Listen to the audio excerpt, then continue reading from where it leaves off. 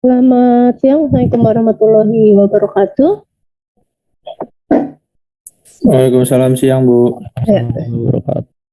Waalaikumsalam. Baik, ini sudah 33 orang. Mohon maaf saya tadi mulainya terlambat karena ada rapat di MIPA dulu. Tadi saya ngasih tugas untuk membaca ya. Sudah dibaca belum ya? Baca belum? Membaca tentang rangkaian dioda. Kita minggu lalu sudah belajar tentang dioda. Dioda itu apa ya?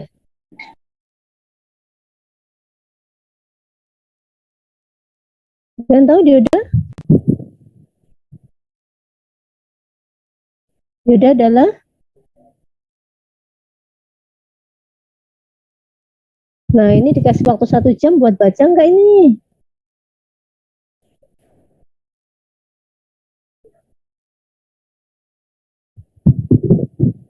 Satu jam itu waktu lama loh. Apa itu dioda?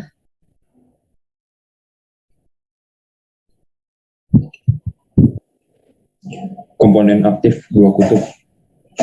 Loh, kamu itu, saya kan nggak ngejelasin dioda itu seperti itu. Kamu baca di internet ya. Saya minggu lalu nggak ngejelasin itu loh. Apa itu dioda?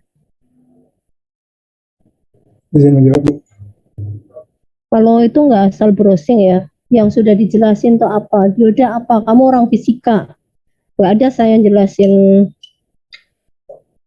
dua kutub kayak gitu. Silahkan. Dioda adalah komponen aktif yang tersusun atas dua buah semikonduktor, yang satunya terdiri dari P-type, yang kedua dari N-type, yang apabila keduanya itu digabungkan akan membentuk suatu daerah plat defleksi yang menyebabkan Itu kamu baca di mana itu? enggak baca. Oke. Terus? Yang menyebabkan terbentuknya daerah defleksi hanya mengizinkan satu arah arus yang bergerak secara gimana? Ya pokoknya yang membuat arus hanya bergerak dalam satu arah. Apa maksudnya arus bergerak hanya dalam satu arah itu maksudnya bagaimana? Yang apabila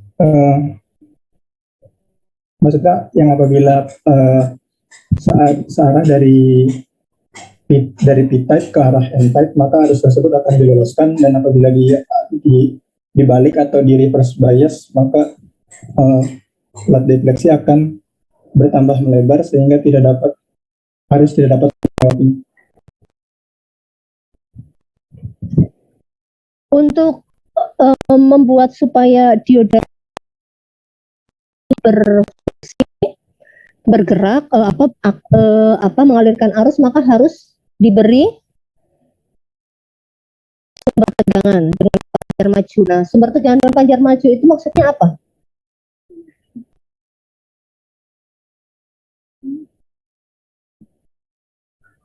Itu sumber tegangan yang menyebabkan daerah panjar maju itu maksudnya bagaimana? Kondisi yang seperti apa?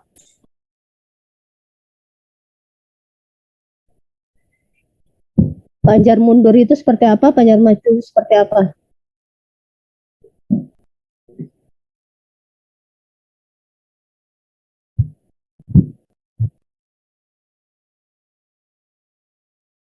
Ada yang bisa ngejelasin? Saya rasanya sudah bolak-balik waktu kamu selesai jelasin.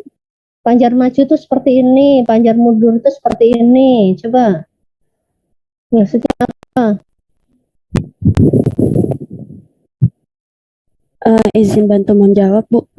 Silahkan. Untuk yang panjar maju atau bias maju, itu daerah P dihubungkan dengan sumber tegangan kutub positif, sedangkan daerah N dihubungkan dengan sumber tegangan kutub negatif. Dan kalau misalnya yang panjar mundur atau bias mundur, itu kebalikannya, daerah P dihubungkan dengan kutub negatif sumber tegangan, dan daerah N dihubungkan dengan kutub positif sumber tegangan. Daerah P itu biasa diberi nama apa?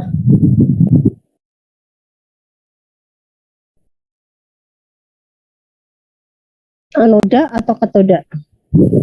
Katoda, Bu. Anoda itu yang P atau yang N?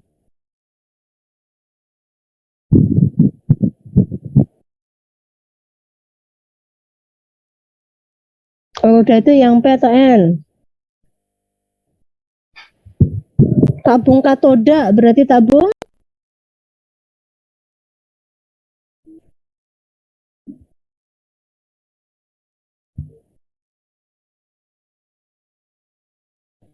Anoda yang tipe P, Bu. Oke, kalau katoda itu berarti katoda itu kan negatif. Berarti tipe N, betul? Ini gambarnya nih.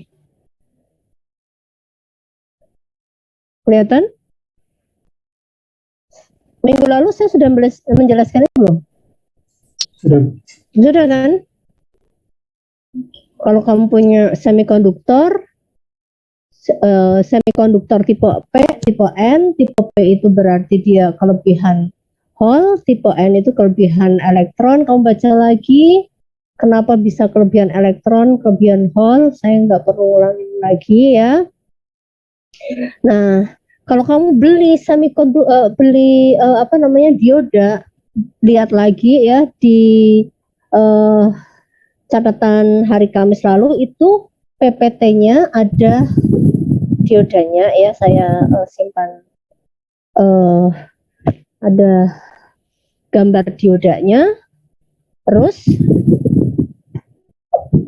yang kalau kamu punya satu buah dioda itu ukurannya cukup kecil, setengah senti, nah itu berarti posisinya kayak gini ya, posisinya seperti ini. Ada namanya PN junction. PN junction itu nih P, ini N, ini ada sambungannya. Di PN junction itu yang terjadi adalah ada rekombinasi apa? Antara hole dan elektron, membuat daerah depresi. Nah, udah nih. Kalau misalkan saya ingin mengaktifkan, berarti saya hubungkan, kasih panjar maju. Jangan bingung kalau ditanya panjar maju atau forward bias itu bagaimana, kayak gini. Forward bias itu ya kayak kamu biasa menghubungkan yang positif ketemu dengan yang positif, negatif ketemu dengan negatif, maka akan mengalir arus. Berapa besar arusnya? Lihat coba catatannya. Berapa besar arusnya? I sama dengan, ada catatannya, coba dilihat.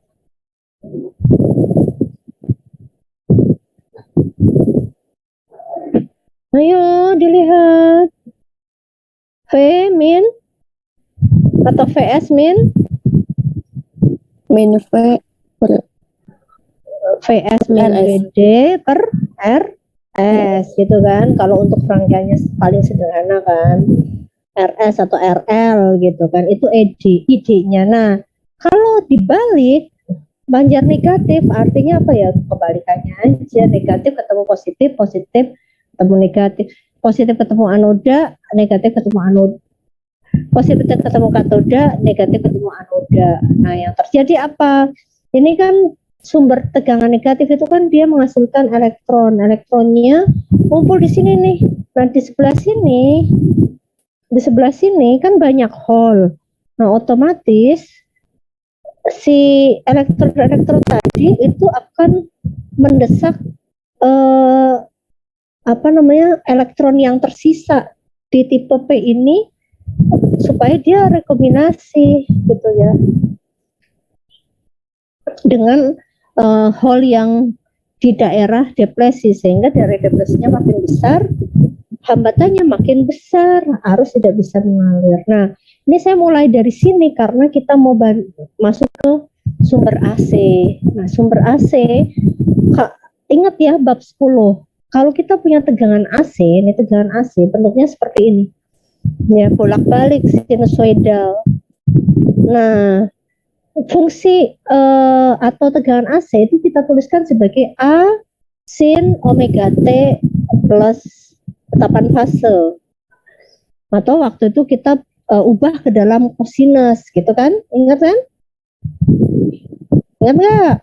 Bab 10. Ya, Bu. Nah, ini bisa dinyatakan dalam sinus, bisa dalam kosinus. Jadi jangan bingung nanti kok ini dinyatakan dalam kosinus, ya bisa tinggal kosinus omega T min berapa ya? I per 2, betul kan? Min 90 derajat gitu, ya kan? Nah, bisa dinyatakan dalam sin atau cos.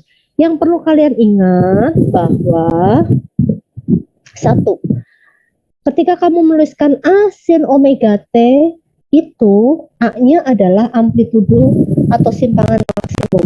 Nah, simpangan maksimum ini merupakan nilai dari gambar maksimum. Gambar maksimum bisa kamu ketika pakai kosinus ya, ketika pakai kosinus amati. Sini tegangan maksimumnya berapa? Tegangan maksimum biasa diberi nama VP gitu, VM, Vmax atau VP. Kalau VPP berarti ini puncak itu VPP. Nah, tegangan ya periodenya tuh dari sini, dari itu waktu yang diperlukan untuk menemukan satu fase yang sama. Misalkan ini dari sini fasenya kan pas naik, maka satu periode itu waktu yang diperlukan sampai ketemu fase yang lagi. Fase yang naik lagi sebelah mana? Sebelah sini. Nah, ini periode. Nah, satu periode ternyata terdiri dari satu puncak dan satu lembah. Jadi sini tolong, ini hal sepele tapi tolong dipahami karena nanti dan slide-slide berikutnya. Jadi saya ingatkan bahwa kalau kamu bilang satu periode itu terdiri dari satu lembah dan satu puncak. Untuk ini iya, tapi sebenarnya satu periode itu artinya waktu untuk waktu yang dibutuhkan ini untuk menempuh fase yang sama, titik yang fasenya sama. Misalkan dari sini dia fasenya lagi turun, maka satu periodenya adalah ketika dia akan turun lagi, naik terus turun. Nah, ini satu periode. Nah, kalau kita lihat dari fase ini ya, dalam satu periode itu ya, kalau kita punya tegangan AC, artinya setengah periode pertama berarti dia posisinya lagi di atas atau polaritasnya positif, berarti ini seperti ini. Paham ya? Ketika ini setengah periode pertama posisinya positif, berarti yang terjadi adalah ini positif. Ini positif mengalir ke sini dan harus mengalir. Namun setengah periode berikutnya posisinya negatif. Artinya setengah periode yang kedua sama artinya, atau bisa saya gambarkan ke dalam gambar 2. Ini negatif. Pada saat setengah periode pertama harus mengalir, pada saat setengah periode kedua harus tidak mengalir. Sampai sini ada pertanyaan tidak? Jadi, kalau untuk sumber AC, kedua gambar ini berlaku. Gambar sebelah kiri berlaku ketika setengah periode pertama, atau setengah periode ketiga, atau setengah periode kelima, atau ketujuh. Kelipatan ganjil dari setengah periode. Gambar kanan ini berlaku ketika setengah periode kelipatan genap. Paham? Paham nggak? Paham, Bu. Ya, jadi gambar ini, kondisi ini terjadi ketika kita menggunakan sumber AC. Ketika puncak berlaku gambar kiri, ketika lembah berlaku ya. Artinya apa? Artinya ketika puncak arusnya mengalir, ketika lembah arusnya tidak mengalir. Puncak lagi dia mengalir, lembah lagi arusnya tidak mengalir. Nah, ketika mengalir arus, maka kalau saya hubungkan dengan beban dengan RL, di sini ada RL, apa yang terjadi di RL? Di RL ini akan mengalir arus, ya, arus. Besarnya arus berapa? Tadi saya sudah tanyakan arusnya berapa besarnya. I sama dengan V min VD dibagi RL gitu kan. Nah, terus kalau ada I yang mengalir di L, berarti ada V output atau V yang ada di RL. Berapa V yang ada di RL ya? I kalikan RL. Atau V output ini besarnya sama dengan V input dikurangi VD. Tapi kalau dioda ideal, aproksimasi pertama, VD-nya dianggap 0, berarti V output sama dengan V input. Seperti itu konsepnya. Namun, ketika setengah periode kedua tidak ada arus mengalir, diblok oleh si dioda. Kenapa? Karena dioda tidak bisa mengalirkan arus ketika diberi reverse bias. Tidak ada arus yang mengalir, berarti V outputnya pun 0. Jadi ketika arusnya mengalir, di RL akan ada V output. Ini V outputnya. Tapi ketika arusnya diblok karena tadi reverse bias, maka V outputnya pun 0. Nih, ketika setengah periode ketiga arus mengalir lagi, maka akan ada V output. Ketika arusnya diblok tidak ada lagi. Seperti itu terus. Nah, jadi keluaran di RL bukan lagi seperti ini kalau diberi sinusoidal, tapi hanya ini.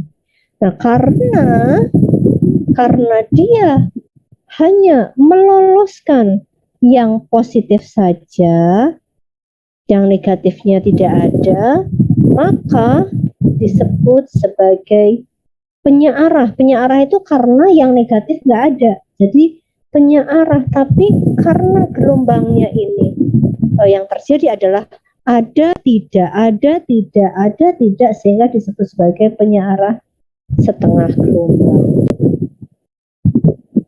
Maka dari itu, dioda ini salah satu fungsinya adalah untuk menyearahkan gelombang. Kalau gambarnya hanya seperti ini, hanya dipakai satu buah dioda saja, maka yang terjadi ya ini gelombangnya hanya setengah saja. Paham sampai sini?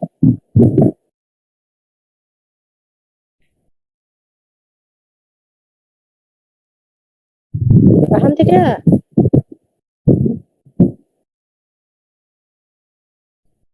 Jadi saya mau tanya, kenapa muncul P output? P output itu berarti P di RL. C output seperti ini. Ada yang bisa jelaskan? Silakan.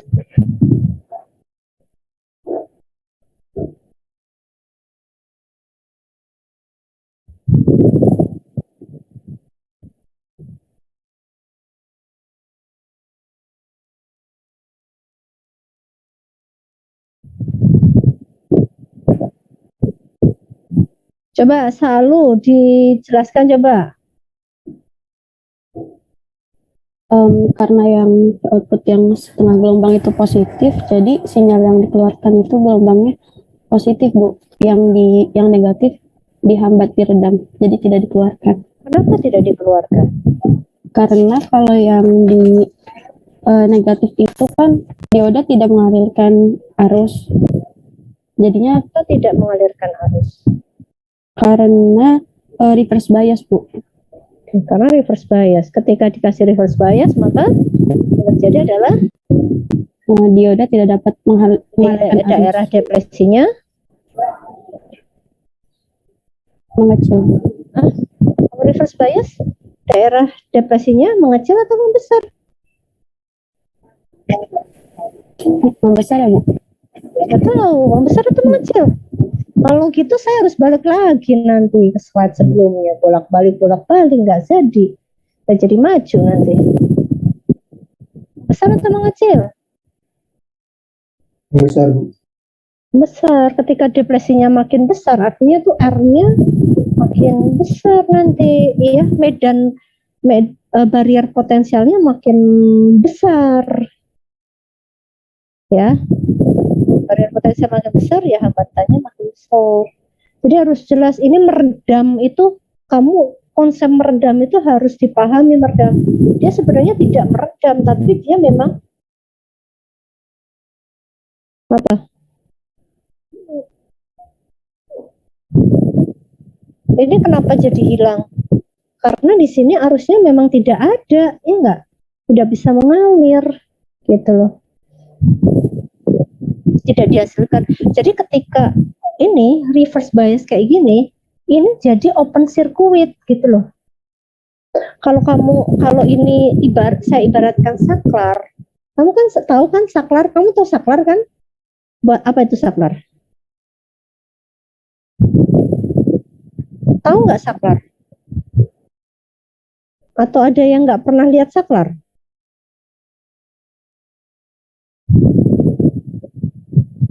Tahu saklar nggak? Halo?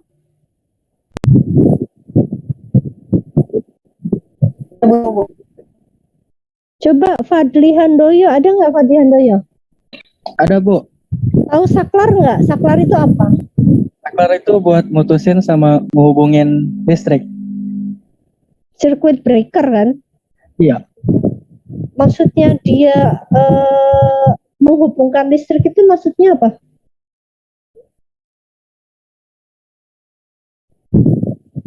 Kalau kamu pegang, ini di rumah ada saklar nggak?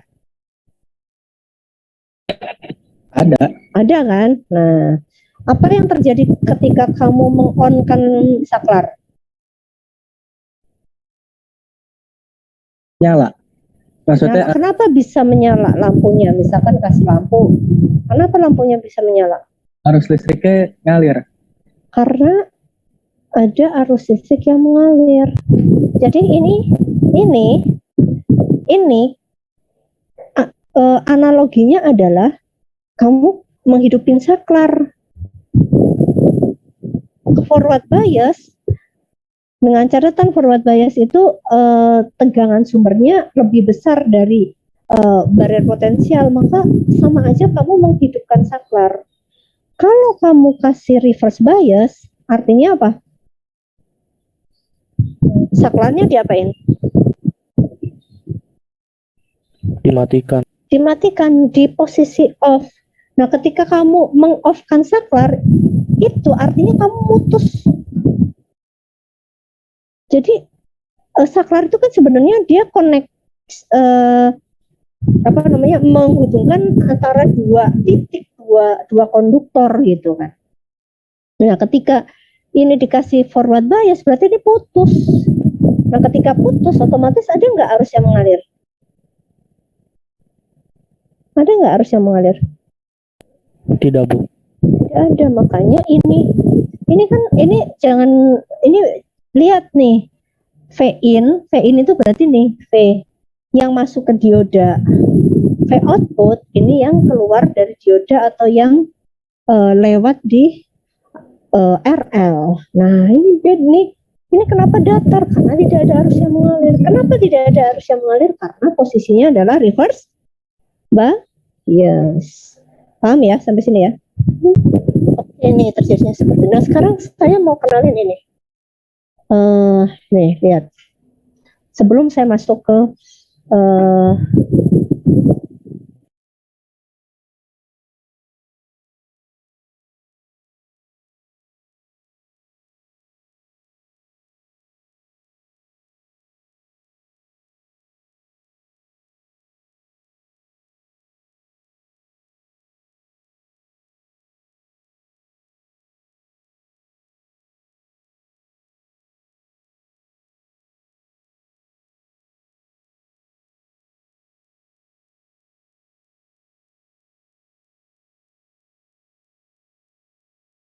Maaf Ibu, masih mood. Baik, ya. Ketika kamu menghubungkan atau belajar dengan tegangan AC yang apa persamanya adalah A sin omega T atau A cos omega T min pi per 2, maka A itu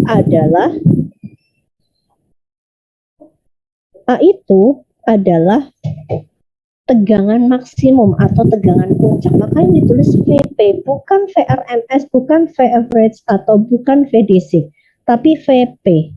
VP itu kalau kalian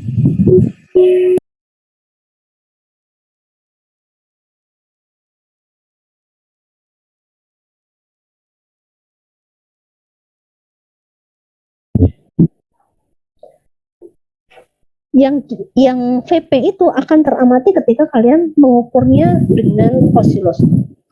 Ya, ini adalah VP. Kemudian kalau kamu misalkan pakai listrik yang bersumber dari PLN, itu ada frekuensi 50 Hz. Frekuensi 50 Hz ini berarti T in atau T periodenya adalah 1/50 itu 0,02 atau 20 mHz. Nah, satu periode itu maksudnya ini. Tadi saya sudah menjelaskan periode itu apa ya, seperti ini.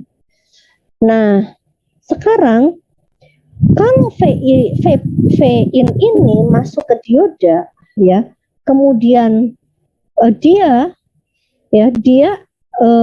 diloloskan hanya yang positif saja oleh si dioda, maka di V output itu hasilnya sudah kita pelajari bersama ini, seperti ini.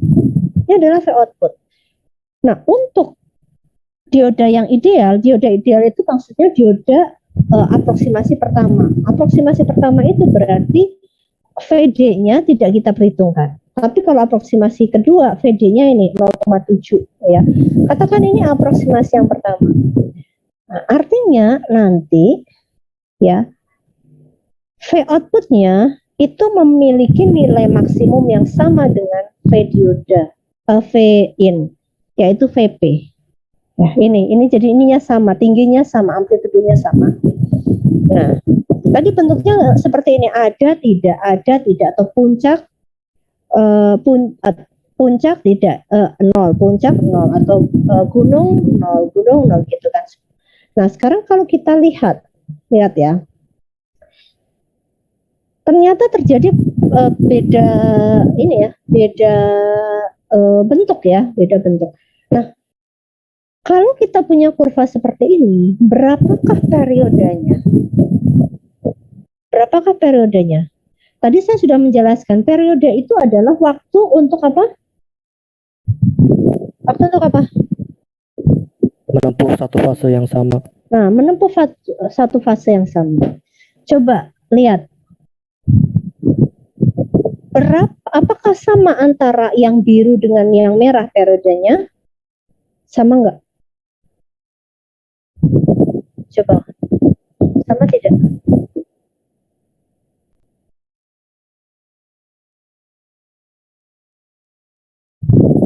Misalkan ini ya. Ini kan 20. Tadi kan kita hitung 20 milisekund.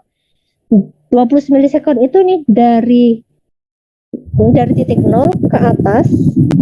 Ini kan belum sama, ketika dia ke bawah kan ini belum fase yang sama. Sampai sini 20 milisekund. Nah, sekarang yang ini sama tidak? 20 milisekund itu dari mana ke mana?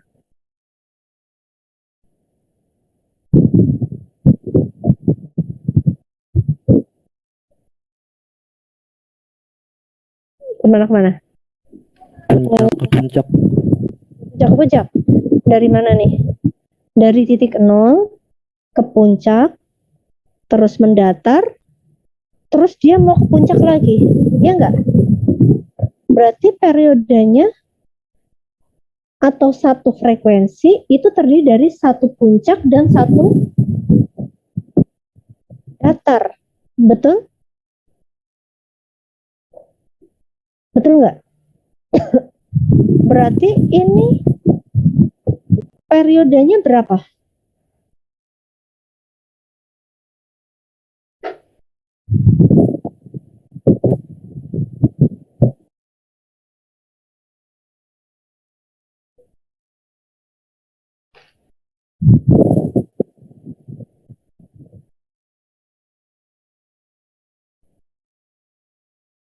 Mana? 10 mili itu di sini. Terus 20 mili itu di mana?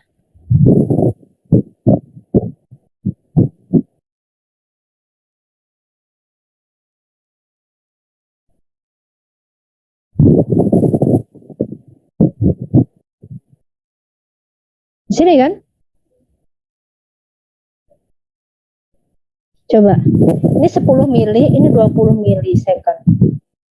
Berarti 10 mili itu ada di mana kalau yang ini?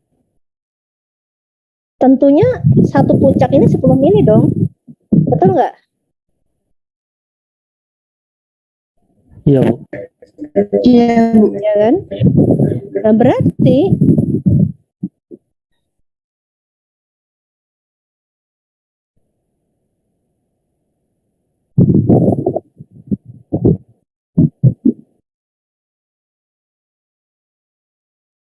ini seperti ini. Berarti satu periode itu terdiri dari satu puncak dan satu yang mendatar. Artinya apa? Periodenya sama nggak dengan yang sinyal masuk? Sama, Bu. Sama, Bu. Artinya ketika kamu punya rangkaian seperti ini, maka periode sinyal output akan sama dengan periode sinyal input, yaitu 20 milisecond. Kalau periode input dan output sama, otomatis frekuensi input dan output pun sama, yaitu 50 Hz. Paham? Paham ya? Oke. Sekarang kita lihat. Iya, kalau kita bicara tentang sinyal AC, maka ada beberapa parameter selain V maksimum, yaitu ada VRMS atau V root mean square, kemudian ada V average ataupun VDC. Nah, sekali lagi, kalau yang kita amati di sini, ini VP, V maksimum, yang kita bisa lihat di osiloskop, di layar osiloskop. Nah, kalau VRMS itu adalah V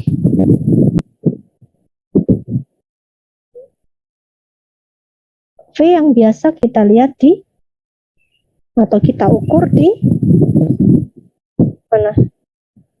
Voltmeter.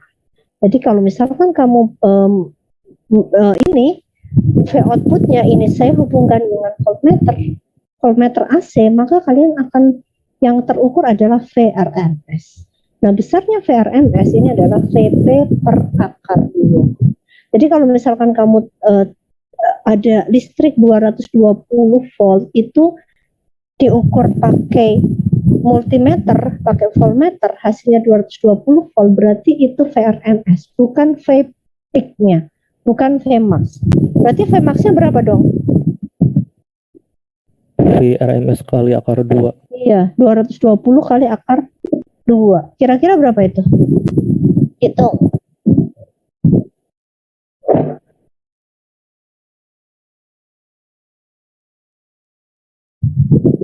Berapa? 311,13. Nah, itu V peak-nya, V maksimumnya. Paham ya? Jadi kalau tertulis 220 volt itu berarti VRMS. Nah, ada satu lagi yang namanya VDC atau V rata-rata. Nah, V rata-rata tuh maksudnya apa? Maksudnya kayak gini nih. Ini ya, saya punya ini, terus diukur rata-ratanya. Ini kan tingginya kan ini kan kalau saya saya ukur nilai rata-ratanya tentunya kan lebih kecil dari VP. Dia kira-kira nilainya di sini, di bawah sini. V rata-rata atau VDC ini besarnya adalah VP per akar 2. VP. Ini VP per Pi. VP per 3,14 ya. VDC itu adalah VP per Pi. Jadi nanti kalian jangan bingung, ada V input. V input itu adalah V yang masuk ke dioda. V output itu adalah V yang ada di Rn, ya, setelah keluar dari dioda. Kemudian nanti ada VP. VP itu adalah V puncak, ya. Kalau ada P input, ya berarti VP V maksimum untuk sinyal input. Ada VP out, nah berarti VP atau V maksimum di output. Kemudian ada VRMS, ya. VRMS-nya, nah ya nanti tinggal VRMS di input atau di output. VDC, nah VDC ini tentunya setelah melewati dioda atau V yang ada di Rn. Gitu. Nah, perlu diingat lagi bahwa kalau ada ini penyearah gelombang setengah gelombang, dia memiliki frekuensi sinyal yang akan sama dengan sinyal inputnya, dan T-nya juga sama dengan T input. Kemudian untuk aproksimasi kedua, jika kita gunakan aproksimasi kedua, maka di output ini VP-nya adalah VP input dikurangi 0,7. Sampai sini ada pertanyaan tidak?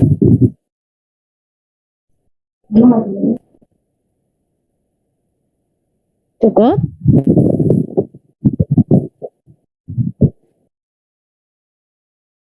Ada.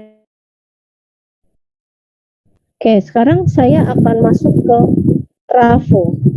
Trafo tentu sesuatu hal yang biasa kalian pelajari ya dari SMP. Trafo itu fungsinya untuk menaikkan tegangan atau menurunkan tegangan.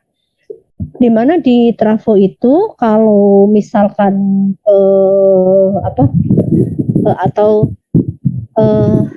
kita ingin mengatur tegangan input dan tegangan output atau tegangan primer dan sekunder itu, kita tinggal memvariasikan lilitannya saja. Nah, kita tahu bahwa perbandingan antara N1 banding N2, N itu adalah jumlah lilitan ya, di primer dan di sekunder itu akan sebanding dengan perbandingan V primer terhadap V sekunder. Kalau kamu tahu N1 banding N2 nanti lebih besar dari 1, maka trafonya berjenis step down ya. Betul kan? Step down ya. Tapi kalau untuk yang rasio N1 banding N2 itu kurang dari 0, maka kurang dari 1, maka trafonya berjenis step up. Nah, ini adalah saya kasih contoh trafo ya. Trafo yang ada di pasaran itu beragam ukuran. Ukuran itu maksudnya bisa dari masanya, bisa dari keluarannya, bisa dari jenisnya. Ya. Trafo selalu punya dua buah ini kan kita kenal ada primer, ada sekunder. Nah, kalau yang primer ini kebetulan saya nggak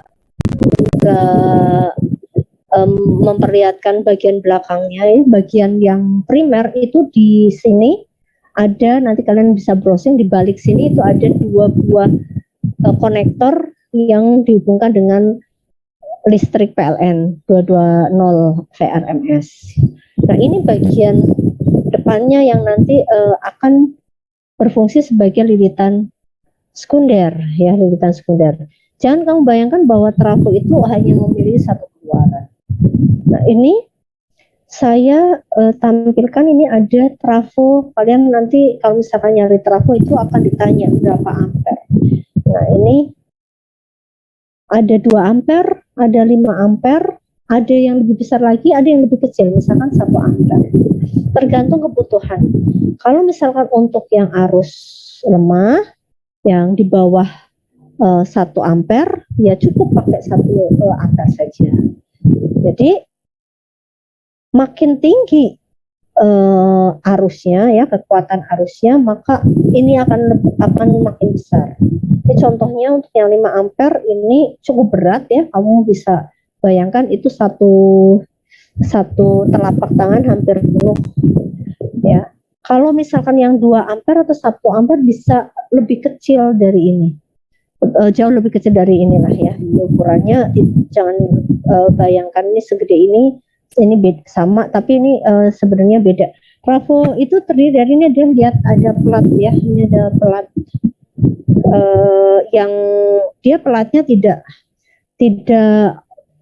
padat gitu, tapi merupakan lempengan-lempengan. Nah,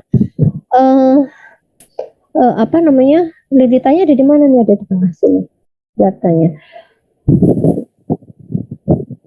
Nah, jangan bayangkan kalau trafo itu dia punya ini lilitan sekunder sendiri, terpisah, lilitan primer sendiri. Iya memang sendiri-sendiri, tapi dia itu untuk menghindari kebocoran arus itu dibuat dalam satu inti yang sama. Intinya itu ada yang di dalam sini ya.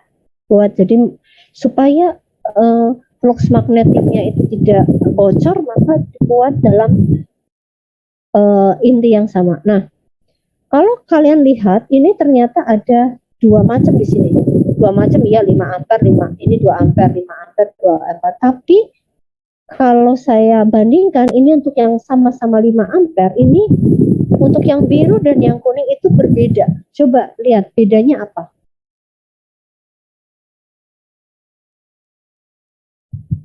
Bedanya apa?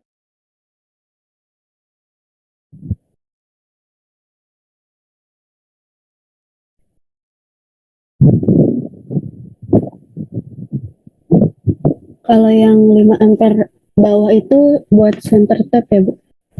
Nah, itu ada tulisannya CT. Berarti center tap. Nah, center tap itu sama aja dia jadi groundingnya. Nah, sekarang kalau yang biru,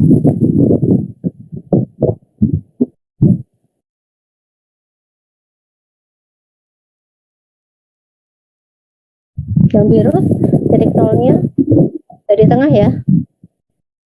Lihat kan?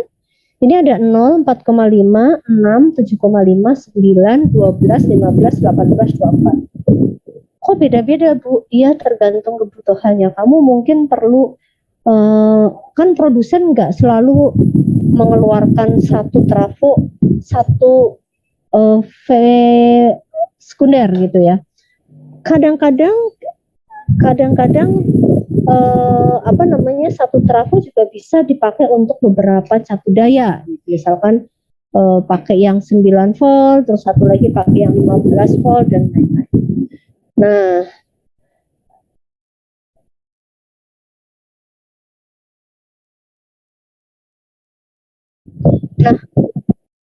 nih kalau yang center tap apa? Yang center tap, lihat, kamu lihat di sini center tap ini ada 12, 12, 18, 18, 25, 25, 22, 22.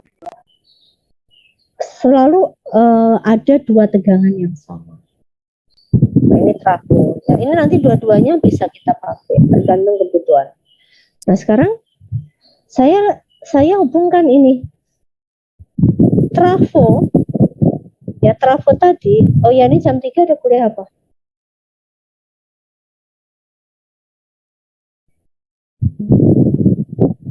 Halo? Sudah tidak ada matkul, Bu. Ya. Kalau misalkan saya punya dioda tadi kan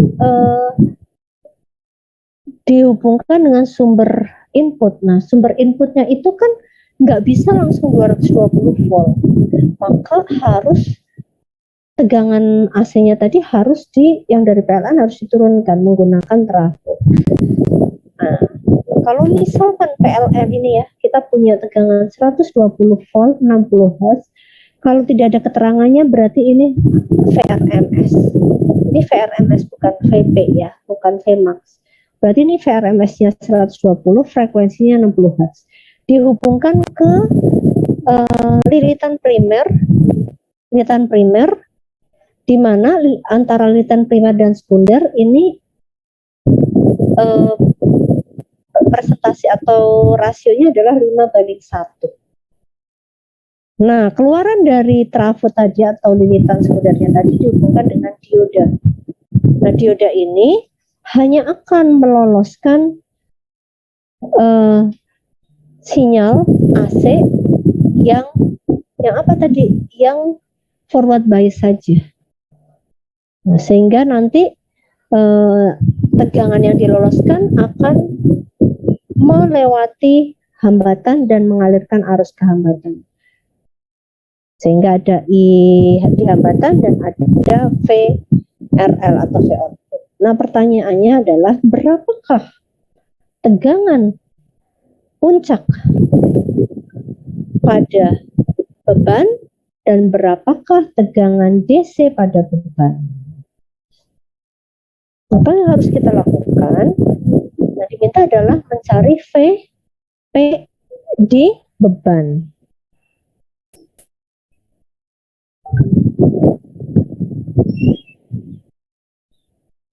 Ada yang tahu bagaimana caranya?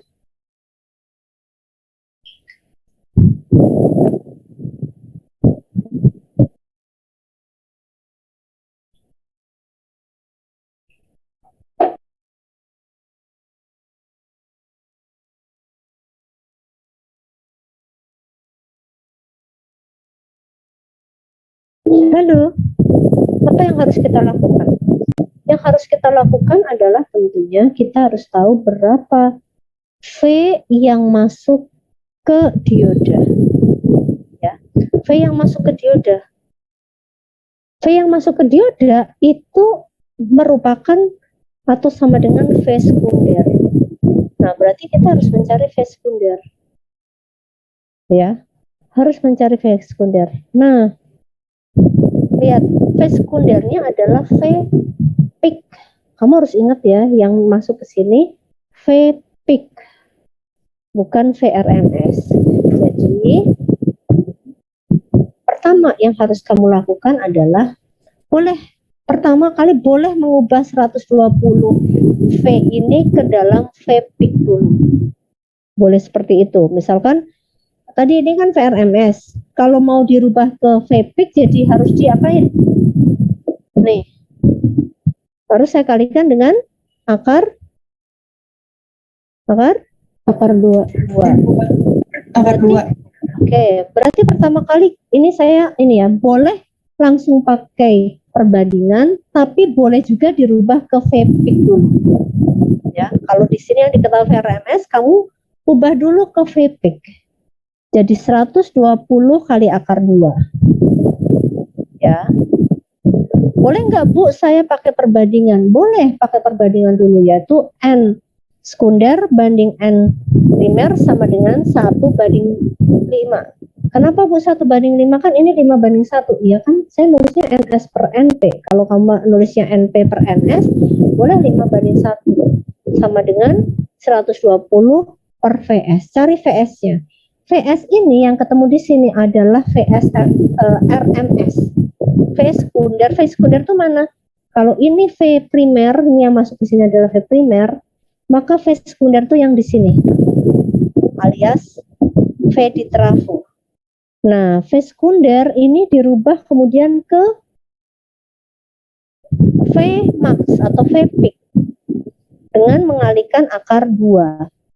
Nah, jadi kalau saya ketemu ini tadi 120 dibagi 5 sama dengan 24 volt, itu adalah VRMS di lilitan sekunder. Kemudian saya kalikan dengan akar 2 untuk mendapatkan V peak input yang masuk ke dioda. Saya dapat 33,6. Ini dari mana? Dari 24 kali akar 2. Nah, 24 akar 2 tadi masuk ke dioda. Bentuknya apa? Bentuknya masih sinusoidal. Nah, kemudian oleh dioda hanya akan diloloskan. Kenapa diloloskan? Ya, karena kalau yang negatif atau yang lembah itu dia akan diblok, arusnya tidak mengalir. Yang menyebabkan arus hanya yang puncak saja. Nah, yang puncak atau yang gunung tadi akan menyebabkan arus mengalir ke RL. Nah, di RL ada V output. Nah, berapa besar V outputnya? V outputnya besarnya adalah arus kalikan RL atau V output sama dengan V dioda dikurangi 0,7 volt sama dengan 32,9 volt. Ini adalah VP di RL. VP di RL. VP di load. Nah, sekarang kalau misalkan kita diminta untuk mencari berapa I, ya I yang mengalir di di RL, ya kita cari mau I apa? IDC. Kalau IDC berarti kita cari dulu VDC. VDC itu V rata-rata. V rata-rata itu adalah V load dibagi 3,14. Diperoleh ini VDC. Nah, IDC-nya adalah VDC dibagi 1K atau VDC dibagi RL sama dengan 10,6 mA. Sampai sini ada pertanyaan tidak?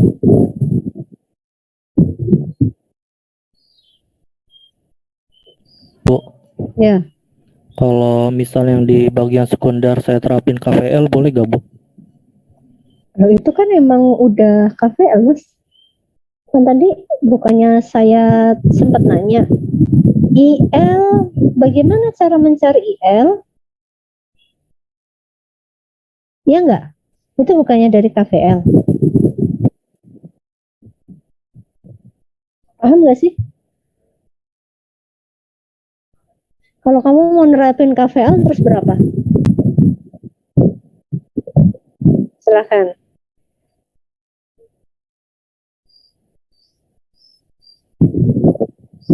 Halo? KVL-nya bagaimana di sekunder? Apa ya, VD plus VL VD plus VL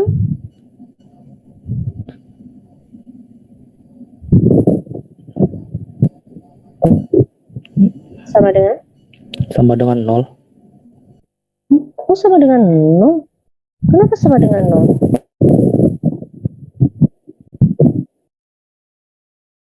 VD plus VL sama dengan berapa?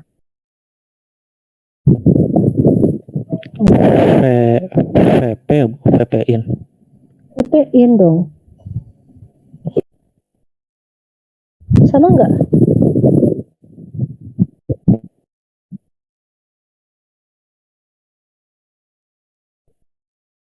Sama enggak? Oh ya, sama deh, Bu. Sama dong, kan ini kenapa saya nggak perlu nulis KVL-nya bagaimana? Karena tadi saya sempat nanya. Kan minggu lalu hari Kamis saya udah menjelaskan bagaimana cara mencari ide. Boleh nggak Bu saya pakai ini? Saya cari dulu ide atau I sama dengan, saya cari dulu nih VL dibagi RL. Nyari dulu VL-nya ini bagi RL. Terus habis itu saya nyari VL, Bu. VL gimana cara misalkan gini. Saya cari dulu, Bu, ini. Sorry. Ini. Kan catatan minggu lalu bunyinya kayak gini, Bu. Ya, benar. I sama dengan VP in dikurangi VD dibagi RL. Terus kamu mau cari apa? Cari VL. VL sama dengan gimana? I kali RL. Sama enggak? Sama ini. VP in dikurang VD. Sama enggak? Sama, Bu. Sama. Makanya tadi saya bilang kamu boleh nyari I dulu terus dikalikan RL, tapi nanti besarnya sama aja, VP-in dikurangi VD gitu, karena rangkaiannya cukup sederhana. Dan sekali lagi, ini dapatnya dari mana? Ya dari KVL gitu loh. Paham? Ini kenapa pakai VP out? Kenapa sih Bu pakai VP out? Karena yang kita hitung ini adalah VPIK-nya gitu loh. Paham ya? VPIK bukan VRMS. Makanya P ini sebenarnya bukan primer ya. V ini bukan primer. Ya, VP-in itu maksudnya VPIK. Ya kan tadi saya balik lagi nih ke sini nih. Ini peak low ya, bukan V primer. Makanya diperhatikan. Ini adalah VPIK, V puncak. VPIK itu adalah amplitudo maksimum atau tegangan maksimum gitu. Nah ini IDC, apa itu Bu IDC? Ingat nggak IDC apa? Atau VDC itu tadi apa? DC itu adalah, ini kalau kita lihat grafiknya seperti ini, nah DC itu berarti rata-rata nilainya lebih di bawah VP gitu. Jadi ini seolah-olah ini dirata-ratakan ini kan kosong nih, ya kan? Nah, ini kalau saya jumlahin terus nanti buat rata-rata. Itu VDC-nya. Paham sampai sini? Paham, Bu. Nah, tolong ya kalian pelajari untuk yang ini. Full wave rectifier sama bridge rectifier. Ya, nanti hari Kamis kita akan selesaikan sampai ke ke filter ya, ke filter dan yang lain-lain. Tolong dibaca dulu sehingga saya nggak harus panjang lebar ngulang-ngulang ya. Ada pertanyaan sampai sini? Ada pertanyaan sampai sini?